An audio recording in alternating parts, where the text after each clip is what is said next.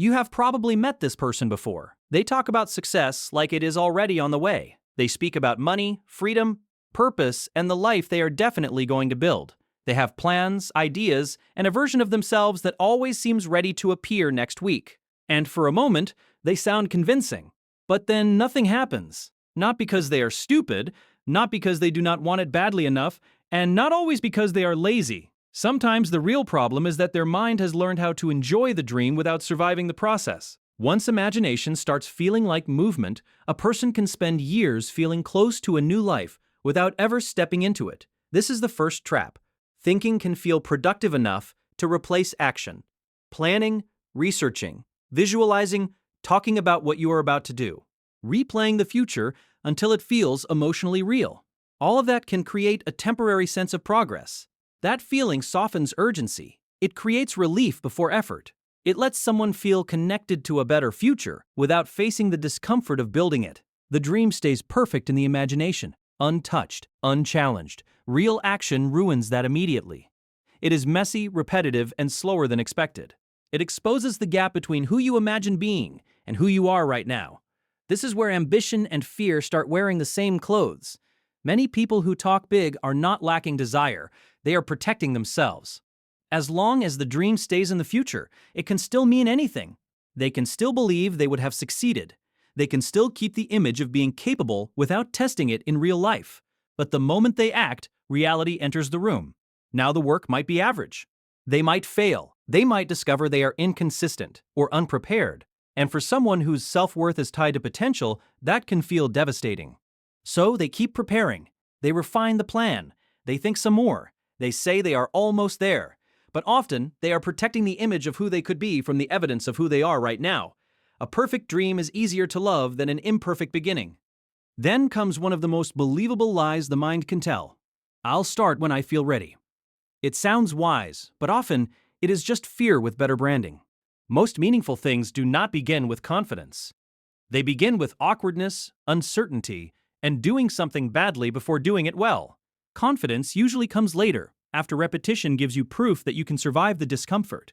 But people who stay stuck often expect confidence to arrive first. They wait for a better mood, a better week, a calmer season, a more disciplined version of themselves.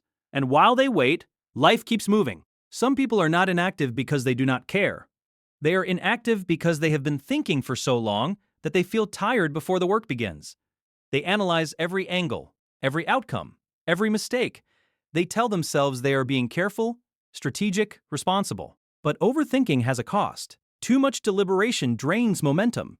Too much internal debate creates friction. At some point, the brain stops solving and starts circling. That is why overthinking can feel deceptive. It looks thoughtful, it feels serious, but often it is just avoidance in a more respectable outfit. Sometimes the deepest problem is not fear, it is identity. People do not act from desire alone. They act from the story they carry about who they are. So if someone has spent years believing, I'm not disciplined, I never finish what I start, or I'm the kind of person who almost changes but never really does, those beliefs shape behavior in ways motivation alone cannot fix. That is why people can want a better life and still resist the actions that would create it. Those actions do not just require effort, they require identity change. And identity change is uncomfortable. It means becoming unfamiliar to yourself. It means leaving behind the old script, even if that script has been painful. There is also something addictive about potential. Potential is glamorous. It allows someone to feel special before they have built anything real. It creates the high of possibility without demanding the humility of repetition. But process is a different world. Process is boring some days, invisible most days. It asks for consistency long before results arrive. And that is where a lot of people disappear. They love the idea of being extraordinary, but they cannot tolerate the ordinary rhythm required to become it. The hard truth is this: most people do not need a better dream. They need a better relationship with discomfort. Because the distance between the life you imagine and the life you build is almost never crossed by another plan. It is crossed by action taken while you still feel unsure, still feel afraid, still feel unready. Fear does not mean stop. Waiting does not always mean wisdom. And overthinking does not always mean you are being careful. The people who change their lives are not always the loudest dreamers.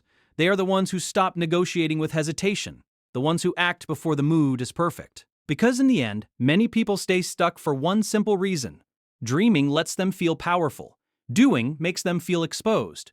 And until someone decides that exposure is worth it, their future will remain vivid in the mind, comforting in fantasy, and absent in real life. If this made you see yourself a little more clearly, subscribe for more psychology videos like this.